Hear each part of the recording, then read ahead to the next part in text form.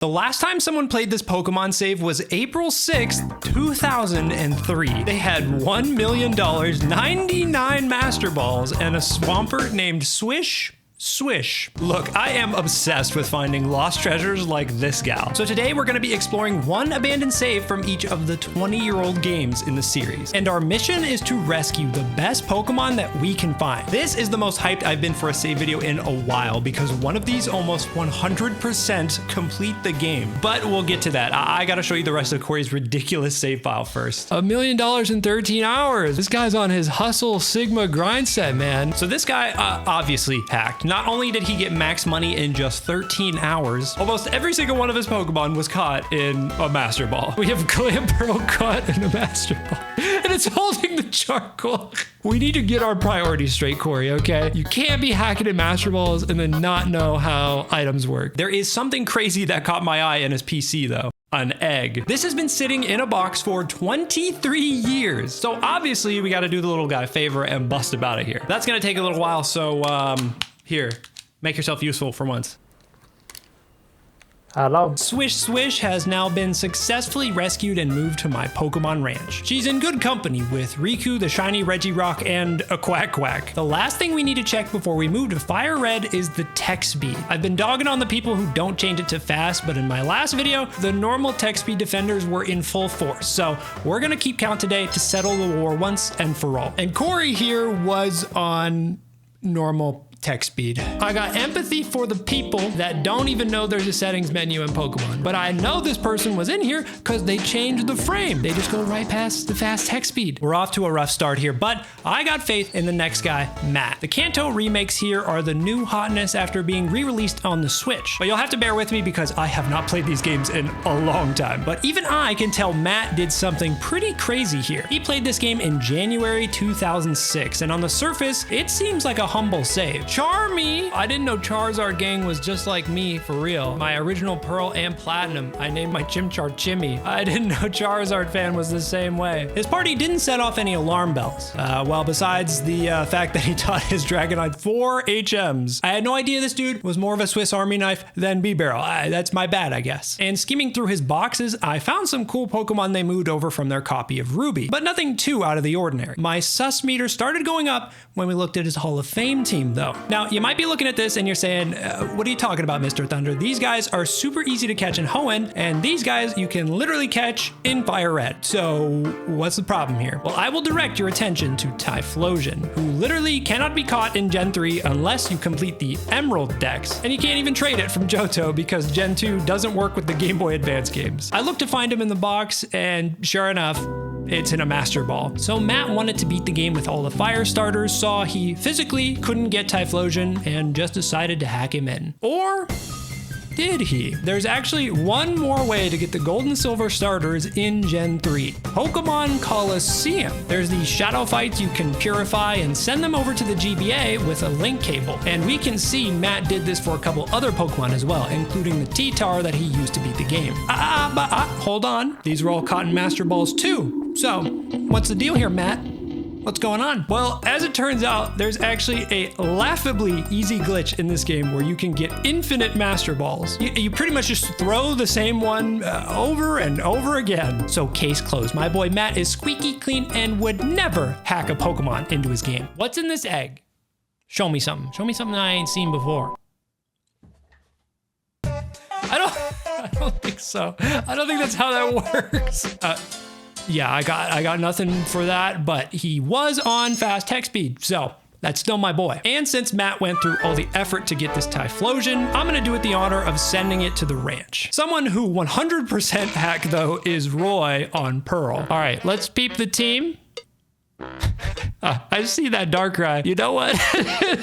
At least he was honest, bro. At least you kept it real, man. It's a shame that he hacked because this is the first time I've seen someone with more than just 1 star on their trainer card. But cheating this system is understandable because some of these just sound miserable to do in a normal playthrough. There's actually a save that I found that did these legit though, and I'm gonna show that one to you guys later. Roy here has quickly become one of my favorite saves that we've ever looked at. First off, the things he hacked into the game just really make make no sense. He took the time to mod in every item in the game, but didn't use literally any of them besides just like a couple of the Master Balls. The 3 coupons? This is the beginning of the game. You have to answer trivia, and this is how you get your watch. And you're supposed to give these over. Why would you hack these back into the game? You can't get 2 watches, man. You can't be doubled up on watches. Roy has some priorities we may never understand, but he's a fast tech speed gamer, so at least he got that right.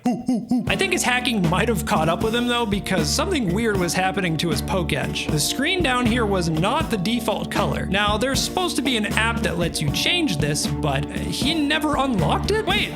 They don't even have the app to change the color. How did they change the color of the poke edge? They don't even have the app. Maybe this is a punishment for cheating. They turn your fucking bottom screen into river water brown. Another reason I love this save is Roy had legitimately the best nicknames I have ever seen. Fight Chicken, Fighter Chicken.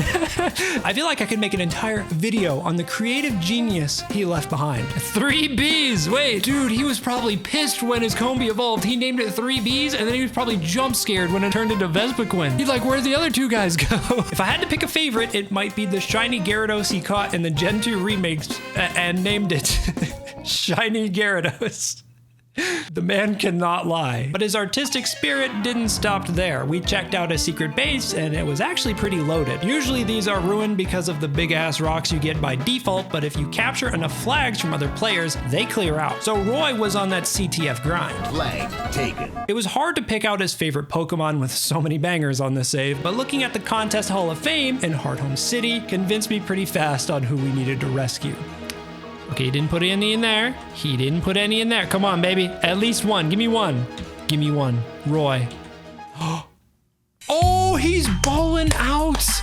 Madara, whatever this guy's name is. He's balling out. He gave him a fucking mustache. Where'd he get the money from? Now, despite the quirks, Roy obviously cared about this save and played it a ton, so I have respect for him. But this leaf green one next is the first time I've been creeped out while looking through a save file. And I'll show y'all what happened in just 1 second, but first, did you finish hatching that egg yet? Yeah, give me a second here. I'm making money. You're literally playing games on your phone right now. Exactly, and I can earn money while multitasking like this while playing games or doing surveys with our sponsor today, Free Cash. Pick up the pace, you're on the clock. Sorry, bro, it's just so easy to use the free app and start earning. Just download it, turn on app tracking, and boom, money time. That sounds kind of sketchy, man. Nonsense. They have 4.7 stars on Trustpilot. Like, check out all the offers they have. They give you a bunch of achievements in your game, and if you hit them, you can earn even more. I'm playing solitaire, and I just made money. It's pretty cool to come back after a week and see all the progress I've made. And when it's time to cash out, they give you a bunch of options like PayPal and Amazon gift cards. You can even get cash back rewards for in-app purchases. And if you download it with our QR code or the link in the description, you're gonna get an extra $10 towards your first offer. If you're like me and already got games on your phone, it's a no-brainer to install and earn while you play. Okay, cool. Can we see what's in the egg, please? Yeah, sure. Here you go. There's a Wobbuffet in the egg, all right? Wobbuffet is not the right Pokemon. Now in Hoenn, you do actually get a free Why Not egg, but I guess after 20 years, this guy just decided to grow up. I mean, at least these guys were having fun while hacking, but this leaf green one next is actually kind of creepy. When I booted it up, the first thing that it says is that the save file is corrupted. Now, this can happen for a number of reasons and doesn't mean it's deleted or anything like that, but it was just the first of many signs that something bad happened here. Once I actually got into the save file to see Aisha, I was a little weirded out. It took them almost 300 hours to beat the game just once, but in that time, caught less than 40 Pokemon? Look, I know not everyone is trying to complete the Pokedex when they play these games, but this low number actually has a disturbing reason behind it. And they were probably stuck playing for 300 hours because they were on mid-tech speed. Damn it, man. Their party was a pretty solid Gen 1 lineup. Obviously, a little sus to be all level 100 and with every starter, but it wasn't out of the question if this person actually played that amount of time. But all faith I had in Aisha went out the window when we checked the bag. They had stacks of so many items, max repels, full heals, hyper potions. But the weirdest one and the start of this save's downfall was the first slot. A fuckload of rare candies. Messing with the bag slot showed that there was hundreds in this stack. So I opened it in a save editor to see the full tally, and there is 12,000 86 sitting here. So many that the game can't keep track anymore and puts a question mark. But that apparently wasn't enough for our friend here, because the PC also is filled to the brim every slot with 999 rare candies. So Aisha gave himself a ton of items and cruised through the game on easy mode. But that is not even close to the worst of it here. Morbid curiosity had me looking at the rest of the bag and showed that the cheating caught up with them pretty fast, because their Pokeball pouch was filled with HMs? Like literally Surf, Rock Smash, shit like that was just sitting in the Pokeball slot. So it seems like something went horribly wrong with their codes and changed all their Pokeballs to hidden machines. So that means the reason that they caught barely any Pokemon is not because they didn't want to, but because they physically couldn't. Hacking items to the point the game stops functioning is bad enough, but would you believe me if I said it gets even worse? I wanted to see the few Pokemon this person could actually catch before things went south, so I poked around their PC for a bit, and honestly, everything looked completely normal. Aisha's highest level Pokemon is around the 30s, so you can see the point where he hacked and the game started falling apart. But there is one Pokemon I think may have been the cause of all of this. The smoking gun, the inciting incident, the Patient Zero, a shiny Vulpix with the nickname... I have no idea what this means. Something went horribly wrong when Aisha tried to hack this guy in. It almost looks a bit like arbitrary code execution, but you have to remember this save is from like 2006. So unless he was the first person to figure out exploits, I don't think he meant to do this. Why did you hack this shiny Vulpix in and you didn't even use it? You left it at level 18, you just put it in the box? Humans are scary, man. He was just testing the limits of his abilities. A Pokemon with a Mayan curse as a nickname is creepy enough, but for me, the thing that really gives me chills is the OT. The trainer that caught this Vulpix and all of the Pokemon in this game actually is Ash. At first, I thought maybe they just traded all these over from another game, but then I realized that the save we're currently playing on, Aisha, is just one letter off from Ash. So between the rare candies, the HMs, and the shiny Vulpix, something corrupted this save so much it actually changed the trainer tag. It's almost like proof that Ash flew too close to the sun and power corrupted him, turning him into someone else entirely. Aisha. I think it's obvious who we need to rescue off of this save and put into my ranch. I'm hoping he doesn't spread anything around while we look at the 4 games we have left. Oh, and by the way, if you know ball, you might be looking at this list we're doing today thinking, hey pal, you're missing some. Well, as much as I would love to see some ancient saves from Gen 1 and 2, find Missing No, see this awful Hitmonchan sprite, unfortunately the OG Game Boy games run on batteries. And when those batteries dry out, your save file self-destructs. So it's almost impossible to find authentic 20-year-old saves on these games in the wild. You'll have to forgive me, and maybe in the future we'll find some, but for now we need a palate cleanser after unveiling a real-life creepypasta. So I'm gonna show you guys Jordan on Sapphire. It's been a while since I've seen a good old-fashioned wholesome save like this one. Who needs to crank their team to level 100 with fake rare candies when you can just run the little Timmy method with a legendary just like Arceus intended? Funnily enough, in like 1/10 of the playtime, they caught more Pokemon than Aisha. Cheaters never prosper, kids. Jordan here did what I would say is the bare minimum playthrough of Hoenn. Entered the Hall of Fame in 18 hours, did no post-game stuff, didn't even find out who owns the PC system in this region. Oh, and I know what you're thinking, PT. Who cares about that? It's probably some stupid NPC, often fuck you town. They probably dump their whole life story on you and then they give you like an Oranberry. Well, kinda. You find Lynette in one of the Pokemon centers boxing you out from the computer. She tells you, ooh, hey, come visit me. I live right next door. You then have to pass her house on the way to the next town. It's impossible to miss. But my man Jordan was like, no ma'am, I am on a mission. Ladies, I'm trying to do my work today. He wasn't trying to move that fast though because he was on mid-tech speed. Come on, man. And I know I already gave out the best nicknames award, but Jordan here has some strong contenders himself. Fat Blob. Not Fat Blob. Gulping on these nuts, swallowed these nuts, those are fine, but Fat Blob, Fat Blob is too far. Deciding who should be the lucky Pokemon to move to the ranch is a tough one here. Should it be the Macho Brace Rayquaza that carried him? Should it be his starter he won so many contests with that they put his mugshot up on the wall? Should it be this Regirock he named Freak? Freak! What did this Anorith do? You restore this fossil. It's been undead for hundreds of years, and you look at him and name him Freak. Sub-Zero, the Reggie Ice, and then another Freak. What is he? No, we cannot do that. 2 Regirocks in the ranch is just bad juju. Hear me out. I'm gonna add this Corsola. It's not hacked. is not shiny. It doesn't have a funny nickname. I actually don't even think it was used at all because it's the same level as when it was caught. But Jordan had this on his team when he beat the champion. So it has a Hall of Fame ribbon, and I literally have no idea why. It doesn't even have any HMs. It's not like he was using it for surf or something. And he caught it in Evergrande City, one of the last places you visit in the game. So my only thought is either A, he's really just a big Corsola fan, or B, he realized he didn't have 6 Pokemon before the champion fight and just caught the first thing he saw. He just caught it, put it on the team, and was like, you're coming with me all the way to the top. When we beat Steven, you will be in the party. This is maybe one of the funniest Pokemon I've ever found. And I think Jordan would get along really well with our next guy, Brian. No hacks, no cheats, just an honest to Arceus playthrough. I like this save a lot because it kind of feels like the spirit of all Sinnoh playthroughs combined. First of all, fast tech speed, so Brian was a real gamer. He even took it a step further and turned off battle animations. I don't do this myself, but I could see why after 20 hours in Gen 4,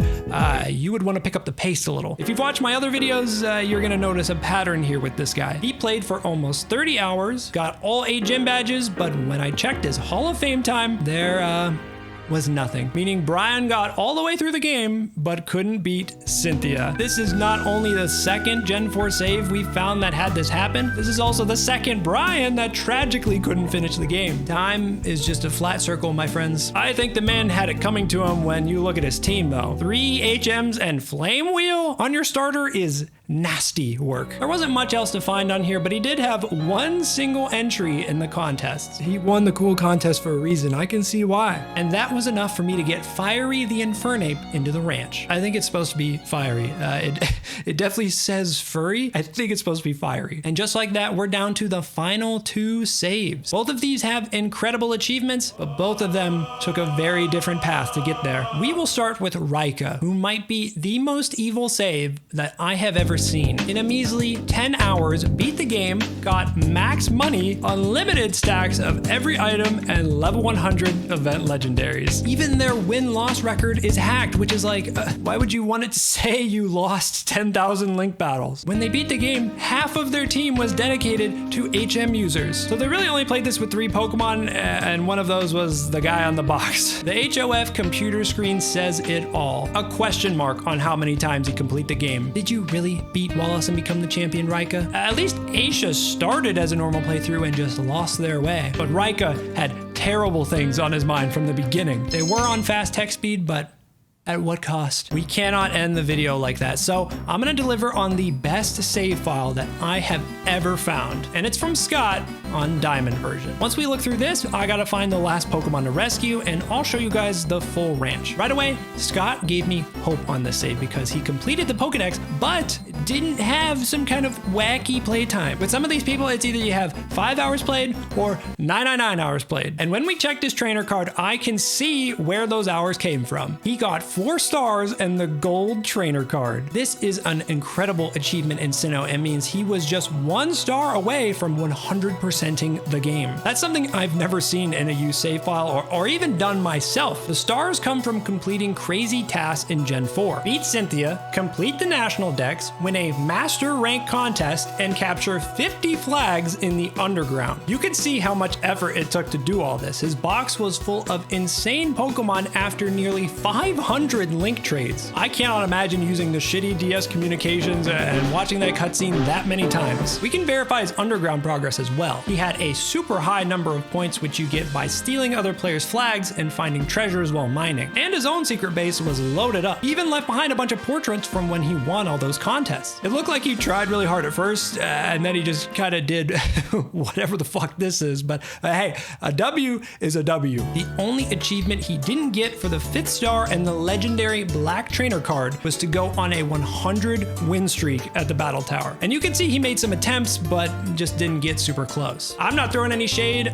The only time I've tried to do this was in a mod for BDSP, and I gave up like instantly. So I feel his pain. But there's one more thing he was doing that I think is almost more impressive than the trainer card stuff. Checking out the Poketch on the bottom screen, it looks like he got most of the apps. And the one that got my attention is one specifically designed for shiny hunting. You can use this with the Poke Radar to do a shiny hunting method that only exists in Gen 4. I'm not an expert myself, but essentially you're trying to use the radar to chain together the same encounter over and over until your shiny odds go up by a ton. Scott took this even further though because of the Pokemon he was looking for. Elekid. You actually can't catch this guy in a normal playthrough of Diamond and Pearl, but it can start appearing after you do two things. Complete the National Dex and have a Fire Red cartridge in the bottom slot of your DS while you're still playing Diamond and Pearl. Yeah, Gen 4 has this cool system where more Pokemon get added to the game depending on what Gen 3 game is in the bottom of your DS at the same time. It's actually a nice way to use something only the DS can do and also reward players who have been longtime fans. So the radar chain plus the Poketch plus the bottom slot made this the most Gen 4 situation of all time. Unfortunately, it doesn't look like Scott was successful, but in his party, there is an Electivire. So there's a pretty good chance this is his favorite Pokemon. Shiny Electivire is pretty cool, but Shiny Elekid is literally the exact same. It's even worse than Gengar, people. While I prep the final Pokemon's arrival, here is the full Pokemon Ranch after today's rescues. I love this app, but unfortunately, it only works with Gen 4 and below since it's stuck on the Wii. I really wish they would make a sequel to this so I could get new guys in here. Like, imagine like if they had an app, it could be like on the Switch and maybe on your phone too. And like the whole point is it just holds Pokemon, but then they could like add the ranch part so that way your Pokemon actually do something instead of just like stare at you as stupid PNGs. I think we all know who needs to be sent to the ranch from Scott's save though. It's this Butterfree named Ice Cube.